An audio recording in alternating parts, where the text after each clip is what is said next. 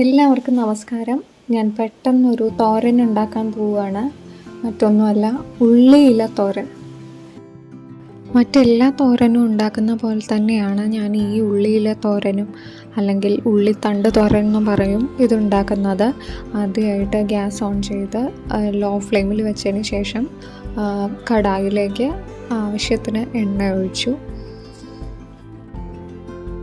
പിന്നീട് അതിലേക്ക് കടുക്, വറ്റൽമുളക്, ഉഴുന്ന് വേണമെങ്കിൽ ചേർക്കാം.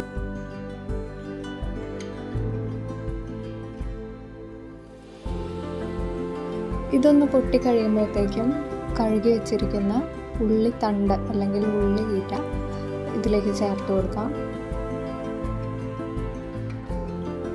ഉള്ളിത്തണ്ടിൻ്റെ ഒരു ടേസ്റ്റ് എന്ന് പറയുന്നത് ഉള്ളിയുടെ ടേസ്റ്റ് പോലെ തന്നെയാണ്. ഉള്ളി ഇഷ്ടപ്പെടുന്നവർക്കൊക്കെ ഈ തോരനും ഇഷ്ടപ്പെടേണ്ടതാണ്. ഇത് പലരും പല രീതിയിലാണ് വെക്കാറ്. ഞാനിവിടെ തേങ്ങ ചതച്ചാണ് ഉണ്ടാക്കുന്നത്. ചിലർ ഇത് മെഴുക്കുവരട്ടിയായിട്ട് ഉണ്ടാക്കും, തേങ്ങ ഇടാതെ ഉണ്ടാക്കും.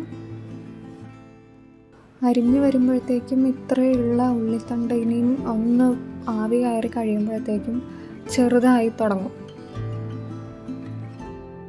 അധികം സമയം ചെലവഴിക്കാതെ വളരെ എളുപ്പത്തിൽ ഉണ്ടാക്കാൻ പറ്റുന്ന ഒരു തോരനാണിത്. ഒന്ന് വാടി കഴിയുമ്പോഴത്തേക്കും ആവശ്യത്തിന് ഉപ്പ് ചേർക്കാം.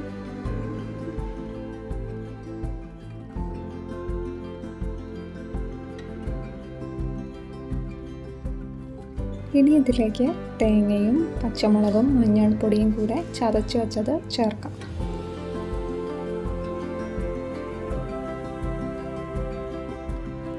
ഇനി ഒന്ന് അടച്ചു വെച്ച് ആവിയായിട്ടാണ്.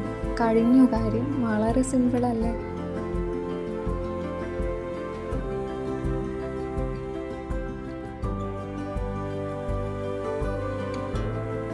അങ്ങനെ നമ്മുടെ ഉള്ളിയില തോരൻ അല്ലെങ്കിൽ ഉള്ളിത്തണ്ട് തോരൻ തയ്യാറായി.